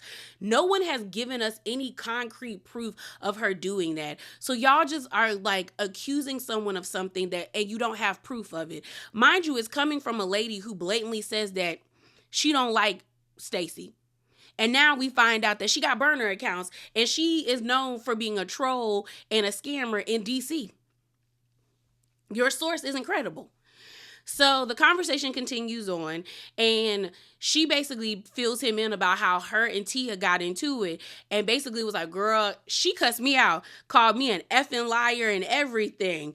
And so AJ said, I know you didn't let some lady from across the pond come over here and read you. And he's like, girl, if you don't like put your foot on these women's necks, because I know you can check them. Because Stacey ends up saying she doesn't like confrontation. And the way that AJ was like, girl, like I know you can get with it. I know you have this whole facade like that you got going on, Miss Stacey, but I know you. AJ told us that Stacey ain't acting like who he knows her to be. And he's just like, you know, I've seen you check people. So you need to check these women. Like, you need to check these women. So pretty much, Stacey says there is going to come a time where I'm going to have to let them have it. And AJ was like, yes, let them have it, because I've seen you do it before. And I'm with AJ. Like, at this point, they're already committed to believing lies against you, whether you are lying or telling the truth. So I would just let the chopper sing. Because if y'all not going to believe me, why do I need to convince you? You know? So the next thing we have is with Tia. Now, I'm going to be honest, I wasn't really paying attention to the conversation that she was having with her boss. It seems, it looks like she is trying to build a bigger team in the DC area. And her boss is like, hey, we'll definitely help you launch that team in the next year. We find out that Tia's business acumen came later in life because she grew up like the lifestyles of the rich and famous. Her dad wasn't very good at making wise decisions when it came to investments. He grew up not having a lot, but she let it be known that like in the 80s, they were thriving and really having a good time. And then when the 80s went away, it seems like the money went away as well. And I said, is that when your mama divorced your daddy? Is it? And so she's just like, she learned a lot from the lessons that he made from not investing his money appropriately. And that happens to a lot of people. When you grow up with not a lot and then you come into money, you don't understand how you should manage your money. A perfect example is this girl that I saw like a month ago. She's this really famous like white YouTuber and influencer. I've never seen her, but a lot of people in her comments were saying how she's like an OG influencer. Like she was a part of YouTube in its like infancy. Okay. And I think they said she started doing YouTube when she was like 18 or 19, but she amassed like a huge following. I think on TikTok she had over like 4 million followers, and on YouTube she has over like 3 million followers. And basically she got online crying and complaining about how she is struggling to pay her mortgage. Mind you, her mortgage is over like $12,000. And I'm like, is your family living with you? Like, do we have to live in a mansion? And I think it's only her and her boyfriend or her husband. Maybe they got kids, but I'm just like, why is your mortgage over $12,000, lady? What are you living in, okay? But a lot of people were like, well, girl, what did you do with your money? Because you've been doing YouTube and social media for a long time, and you've garnered a lot of money. And she basically said that she didn't budget correctly. And I was like, I believe it. When you get money at like 17 and 18 that you've never had before, you are probably... you making it rain on yourself, you know? So I was just like, ooh, girl, time to downsize. That's what you need to do. Not begging your followers to donate to you on live. Downsize, okay? So basically, Tia says after her meeting with her boss that she wants to call Stacey because she's looking at the text message that Stacey sent out to all the ladies inviting them to her event. And she says, you know, her and Stacey were building a relationship, but she feels like things are a bit funny between her and Stacey, and she wants to have a talk with her. So we actually see her call Stacey. Stacey is real dry on the phone, and, you know, it's like, hey, girl, hey, you know. And Tia's like, I figured we should talk because I definitely want to support you in your business venture, but I feel like things went left at Giselle's event, and I don't know how we got there. We got there because you were performing, Tia. We gonna call a thing a thing. When you told that lady, don't let the accent fool you, and then you told her to F off, you was doing a lot. And like I said in my review, I do think Tia has a legitimate gripe with Stacey. You blatantly lied to her, and she feels some type of way. She has a right to feel some type of way about someone lying to her. The issue is the energy. You and Keiarna's energy, you not as bad as Keiarna, but y'all's energy be too much for Stacey. And it's like, why are y'all going so hard? You could have just checked Stacey real quick in there being like, I don't like that you lied to me. Like, Stacey, you tell me one thing, you tell me another, and people are calling you a liar, and I don't want to believe that about you, but I don't like that you lied to me. Because what it gave Tia is that you are jumping ship because you want to be clicked up with the other women. That's what it gave, girl. It doesn't give that, like, you were that pressed about it. So they're on the phone, and Stacey is like, yeah, I was surprised by your response to me, too, at Giselle's event. And Tia says in her confessional she was disappointed in Stacey lying to her, and she was like she really wants to make amends with her, but because she hasn't written Stacey off just yet, but she's hoping that Stacey can be honest with her. She ends up telling Stacey, "Girl, I am very upset with you," and Stacey said, "Well, hopefully we can figure it out." The next scene we see is with Ashley and Josh going on a date where she break up with him. Okay, they go to this arcade place. It looks like an adult version of David Buster's, because it seems like the only game they had was this like arcade driving game. Pretty much, Ashley says in her confessional that her and Josh have been dating for a year, but like the men that she's used to dating are, swankier. Basically, one guy that she dated, he rented out an entire restaurant. Another guy flew her privately to Las Vegas. What Ashley wanted to say, she used to old, decrepit white men with money taking care of her. That's all she needed to say. Because I'm like, Josh is around your age. I think he just turned 30. You're 38. You want to date somebody in their 70s. Who about to die, so you can take all their money and their pension. Because that's what it's giving, Ashley.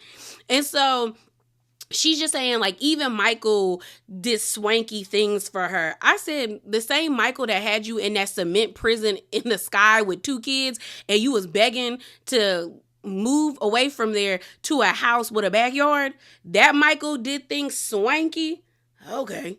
So we actually see them sit down to have dinner, and they're talking about the simulation, and Josh is like, yeah, it was a lot of fun. Did you have a good time? And she's like, yeah. So then Ashley is trying to figure out how she's going to break up with Josh, where she's like, we've been together for a year. And in the confessional, Ashley is saying, like, when she first met Josh, Josh is what she needed. Her divorce wasn't finalized, but now that her divorce is finalized and it's a year later, Josh is kind of in trouble because she don't want him no more. He was basically a rebound.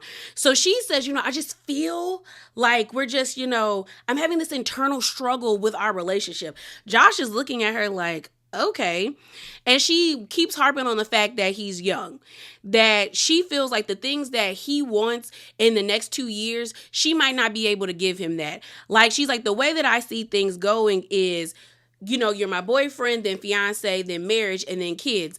And she's like, and I'm okay with doing that, but I don't think you're financially where you should be in order to take on that responsibility. So then Josh is like, girl, you don't even know what my finances are about. Like, what you talking about? And Ashley's like, well, Josh, it's certain things. And so Josh is like, I told you I'm not a flashy guy like that. And she's like, well, babes, we've never taken a trip. And he's like, girl, I tried to invite you to Pittsburgh to meet my family. And she's like, yeah, Pittsburgh. And she's like, but international. He was like, well, then let's go on a trip. And he also was like, why does a trip need to define our relationship? And she's like, it doesn't, but like, we take trips to have fun. And then she goes on to say, like, we're just not there. Like, it's supposed to be boyfriend, girlfriend, then fiance, then husband. And I just don't think, like, that's it. So then she was like, I feel like you'll meet somebody that you'll make happy. That will be over the moon. And he was like, oh, somebody. And she was like, well, yeah. Yeah. So then in the confessional, Ashley's trying to be like, well, I don't think I'm asking for too much to have somebody that's going to be prepared to like take care of me or help take care of my kids. I already take care of my family.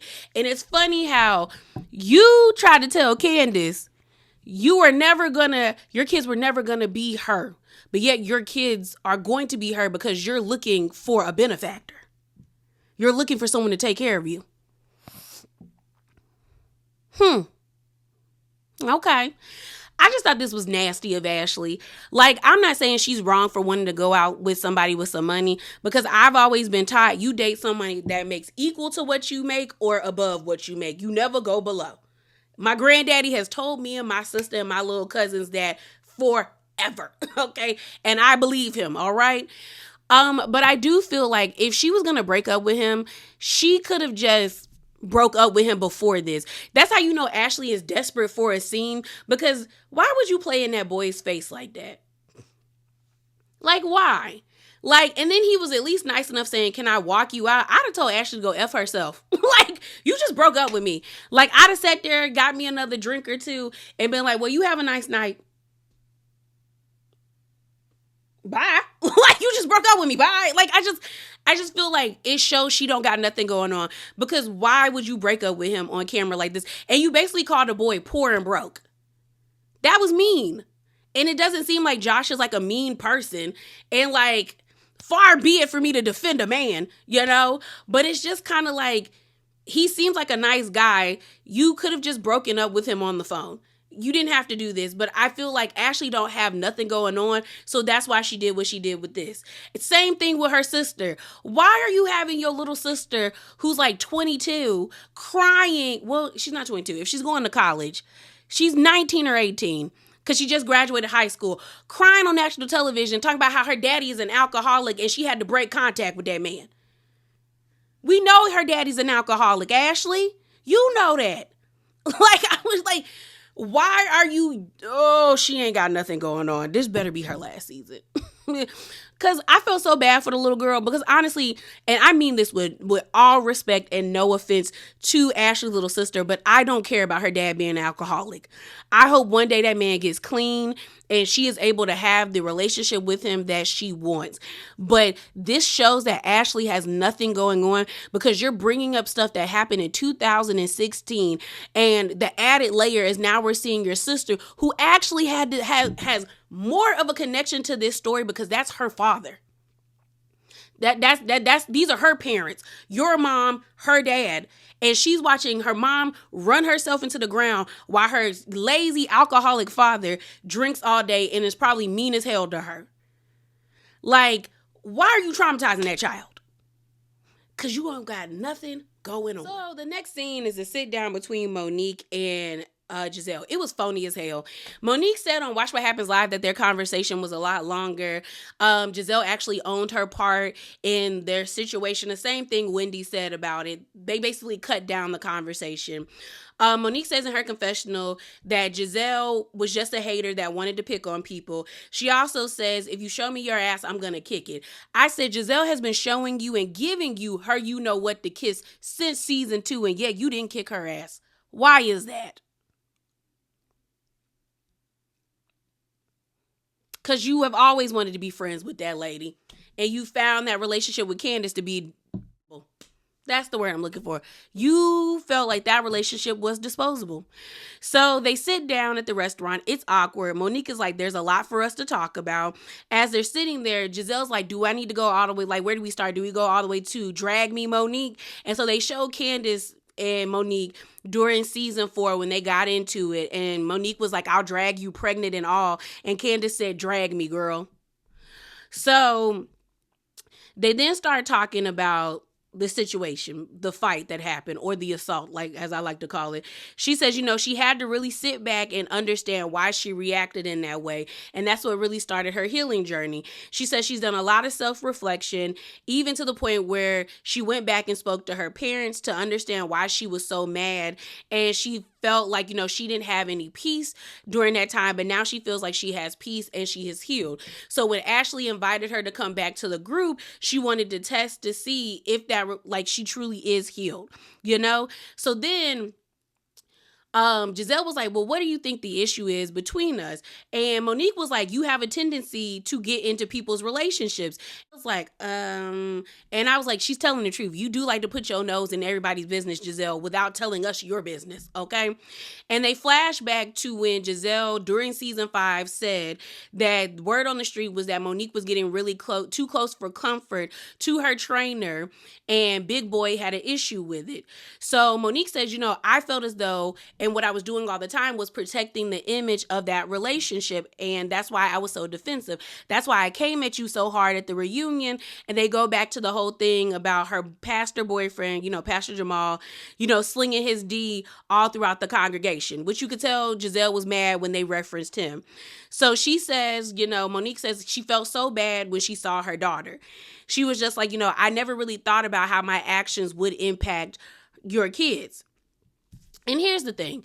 The reason why Monique and Giselle things went really south and really dark for them is when Monique brought Sherman's ex on the show, Giselle let her know, girl, I'm like a sniper. I sit in waiting and then I take my mark. She was always going to get Monique back. Even though I do believe that Giselle was a hater since day one when it came to Monique during season 2 when she got up on this show.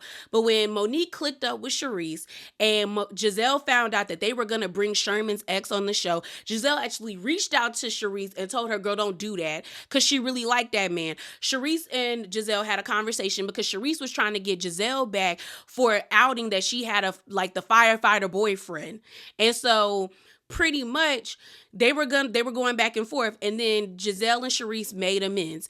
Monique still decided to bring Sherman's ex on the show. Monique could not sit with the fact that she really got at Giselle, and Giselle was like, okay, girl, I'm gonna get you back. Because that's really where it got dark for the both of them, is Giselle can do stuff to you, but you can't do stuff to Giselle. So she was always going to get Monique back. Because season 5 started out with them trying to ice Candiace out. And then when Monique decided to put her hands on Candiace, they flipped it. And Giselle said, oh, this is my moment to take you out and get you back for what you did with Sherman. Because Sherman broke up with Giselle after that because he said, girl, this is too messy for me. So then pretty much the conversation continues on with Giselle saying that she felt like it was real live hate coming from Monique's side. And Monique was like, girl, whoa, like, you're not innocent in this. And Giselle's like, no, I'm not saying that, but I feel like you had more for me than I had for you. I don't know about that. I feel like it was pretty much equal, and then it toppled over pretty much. So then Giselle says, you know, what happened in the barn, I felt like you wanted that to happen. So they flash back to what happened. And so Monique says, you know, I didn't want that to happen, but it just felt like there was things piling on top of each other, and it just took one person for it to topple off. And then she says in her confessional, it was something in me that I had not dealt with, that I was reacting to, and I reacted to it terribly. I own my actions. That is why I went on this journey to figure out what was going on. And she says that situation was actually very triggering for her. So what Giselle ends up saying, you were acting crazy, and I was just trying to figure out who was in your ear telling you all this stuff, and I just blamed it on your husband. So Monique was like, he can't take all the blame, but you know, I was also making myself crazy. You know, when you're dating somebody that's a public figure, you try to keep up this image, and I tried my best to uphold the image, and it was just a recipe for a disaster. So then it seems as though there was a lot missing from that conversation, because then it immediately jumps from Giselle saying, you know, I really wanted to come to this dinner and say F you, Monique, but no, I'm very happy this is how we're concluding this conversation. So that lets us know we missed a lot, because how do you go from it was a recipe for disaster to I wanted to say F you, Monique, and I'm glad we're concluding this conversation. So then they say in the future, we just need to talk to each other. And basically, I can shade you, you can shade me, but we always need to talk about it. So then as they get up, Monique says, who would have thought Monique and Giselle, you know, actually having a talk and being cool. And then they hug. And I said, girl, that's always what you wanted. Because you're not going to ever get me to believe that Monique did not want to be friends with Giselle. That lady lied on you in your marriage. She painted this narrative about you, and yet and still you are gleefully clamoring to be cool with her. I told y'all I don't know what kind of devil fruit, hockey, nin, girl, I don't know what she wished on the Dragon Balls for people to want to be Giselle's friend this bad. Because basically the edit made it seem like Monique decided to kiss the ring. I don't know. So the next scene we have are two scenes. You have Wendy and Eddie going to a Happy Eddie pop-up because Stacey basically told Wendy that she doesn't think that it would be a good idea for them to be on site for her launch because it might be a conflicting of interest. I guess she's worried about them seeing her product. I don't know, girl, because all Stacey has is 2 gummies. One called Rest, the other one called Rise, whereas we find out that Happy Eddie has 27 different products. So but Wendy is okay with it. They then show us this scene of Wendy trying to swipe her card and she's saying she don't know her PIN because she always using credit. Oh, I hate it for you, girl. Wendy. Oh, I hate these scenes because it's not looking good for you guys. But they're both okay with not going to the Happy Eddie event. We then see people show up to Stacy's event. It seemed like it had a really nice turnout. I will say though, Stacy's branding is boring. Like it's plain, like it's pink, it's plain. I wouldn't want that. They don't look appetizing, you know? Cause I'm thinking about, it was a TikTok of this guy showing his plug's way of distributing, you know, the weed, okay?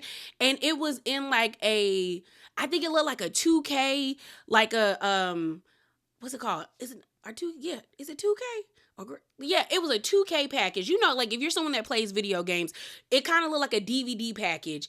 But then when you open the package, the weed was like in a baggie that looked like a CD. And everybody was in the comments on that TikTok being like, oh, that would make me buy more. And I was like, yeah, because give us an aesthetic. Stacey, this is plain. I don't want no Shio t-shirt. That's why Happy Eddie looks nice, because it's colorful. The cannabis flower behind it, the different color wording. Like, you got to give us more. I need you to do better. You are bubbly. Girl, you could have put bubbles behind it. I don't know. This is just boring. But like I said, she had a really good turnout. So we see Jazzy get there. We actually see her introduce AJ to the actual doctor that she's working with. And, you know, we actually see them making the gummies and all of that stuff. So Jazzy gets there and she's just like, who else is coming? And Stacey was like, I invited everybody. Giselle's in her confessional saying, you know, I told her I wasn't coming because I don't want to go. And then you got Keiarna saying, thanks, but no thanks. And I'm like, girl, you weren't even in this episode and you were not missed. You should have came. You should have showed up. That's how you know Keiarna's a rookie, because you weren't there. We saw Angel. All we got of you was a confessional. And we saw your pretty mama. She not thinking. Okay? So Stacey said, it doesn't matter who's not here. We're here to celebrate. So we see a conversation go down with Ashley and Stacey. So Ashley pulls up and Ashley's like, oh my God, girl, not you having on the same dress as me. So we find out that the dress that Stacey has on, Ashley wore it like a week ago. And she's like, you know, girl, if I'm your inspiration, just say that. So then, Ashley's like, no, Stacey like, hey, can I have a conversation with you, Ashley? And Ashley and her have a conversation off to the side. So pretty much Stacey is like, girl, how do we move forward? How do we move forward? She was like, every time we have a conversation, I feel like you are always doing things that are negative towards me. And you're always focusing on not moving forward with me, but I'm trying to figure out a way to move forward with you. So then Ashley says, you know, it's because you're always doing things, Stacey, that show you in a different light. And Stacey says, but everything you brought up against me has been proven to be false. And Ashley's like, well, Monique is choosing to let it go, so I'm going to let it go. No, you didn't have any good evidence, Ashley. Then you see off to the side, Tia and Jazzy being like, oh my God, here we go again. And then AJ's like, what they talking about? And they like, girl, it's about to get wild. So then Ashley's like, I'm fine with moving forward with you, Stacey, but I don't want you to be a lying ass hoe. They keep calling Stacey a hoe. She's been called a fraud hoe. She's been called a Detroit hoe. Now she a lying hoe. Like dang. Like, calm down, y'all. That's mad disrespectful. And y'all ain't, so far, all we know about Stacey is that she lied about her relationship with TJ. She divorced her husband, but they back together, and she hung out with Chris Samuels. That don't make her a hoe. So why y'all keep calling her that? So then Stacey's like, a hoe? Why are you calling me that? So then they get into this back and forth about how, like, they want to move forward, but Stacey's like, well, you need to stop hazing me and being belittling. And Ashley's like, you need to stop lying. So at the same time, Ashley is like, well, no more lies. And Stacey's like, no more being evil. And she's like, no more lies. She was like, no more being negative. No more lies. No more hazing. And everyone's just like, girl, what is happening? What is happening? You got the customers just being like, this is awkward. This is awkward. So in the confessional, Ashley talks about how she always has a little bit of hope for everybody in the group, and she always leaves the door open for there to be reconciliation. I said, that's a lie. Then Stacey's like, do you guys want any refreshments? And they're like, yeah. So there's a private room where they have like this Juneteenth poster on the board. And Ashley basically says that the reasons why she's coming at Stacey is because it's important for her to understand that she came in this group being as authentic as possible. I said, that's a bold face lie, Ashley. You have lied so much about your relationship with Michael. So much for you to ever utter the words that you have been so authentic, girl. Are you serious? Okay. And so Ashley is just like, that is why I am doing this. Like, my feet has been held to the fire, and I feel like in the end, it makes us grow closer. And so Stacey is like, well, maybe if I can understand that, maybe we can understand each other. Then Stacey decides to turn her energy to Tia. And she's just like, I think this is a great conversation because I feel like that's what's happening with us. You invited me to dinner with Timu. I told you that he was going to be traveling that evening. And then before I knew it, you are calling me about me lying about him traveling or not. I introduced him to you before I even introduced him to Wendy. And then you're saying in the background, you're full of it. No, so then Tia's like, girl, that's not true. That's not true. She said, I only said that after you said that man was back in town when you told me that he was going to be traveling and he wouldn't be back until the next day or that next week. That's the only thing. So then Stacey's like, for you to make an issue about my comfort level with Eddie and Wendy is nobody's business. And so they are kind of cutting each other off. And basically you hear AJ in the back saying, remember, this is supposed to be Zen. We're supposed to be Zen. Okay. She was like, the only glimpse Timu has of Wendy and Eddie is what happened in New York. And so I'm trying to gauge whether or not like he wants to meet them. Pretty much Stacey still feels some type of way about what Eddie and Wendy did at the reunion. She thought Tia would be a neutral space for her. And she's also still holding on to the resentment and feeling embarrassed by the two of them, even though Wendy is her strongest friend on this show. The conversation goes on, and because I don't really think Timu even cares. I just think Stacey's cares, and she's using Timu as a way of combating that.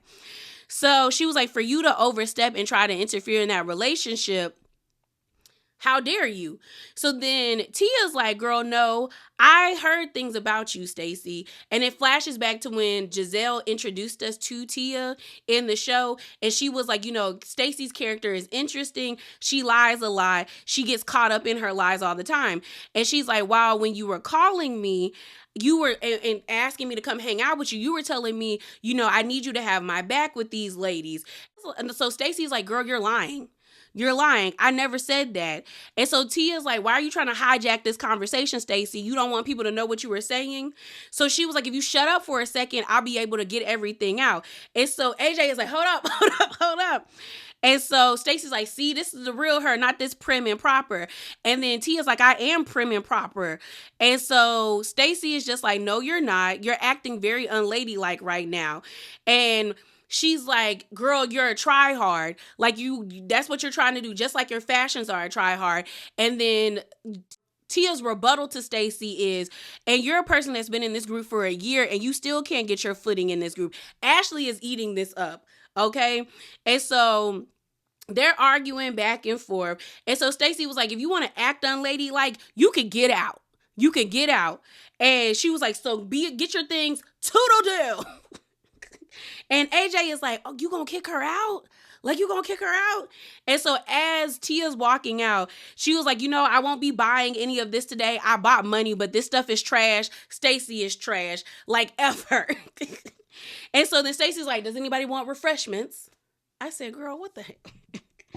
So it sounds like to me that Stacey was trying to get an alliance going with Tia, but Tia felt like Stacey wasn't strong enough in the group and was like, you know what, I'm gonna stick with Giselle and them. Because I do kind of believe that Stacey might have asked Tia to like have her back and like defend her, because it seems as though their relationship was growing stronger behind the scenes since we haven't seen it. And Stacey didn't want Tia to like air her out. But I still think that Tia overreacted. Like, yes, did Stacey lie, but it was easy to see that she was lying because you could tell that Timu is uncomfortable. And now we have the added effect that Stacey is upset with what Wendy and Eddie did at the reunion. And so she felt as though Tia was more of a neutral party to have a conversation with instead of Wendy and Eddie, who she might feel might do some investigating on her relationship with Timu. But that's how it ended, okay? So as always, remember to be bravely authentic. Definitely hop down in the comments below. Subscribe to the channel, like the video, and if you made it this far, thank you. And I'm out, y'all. Deuces.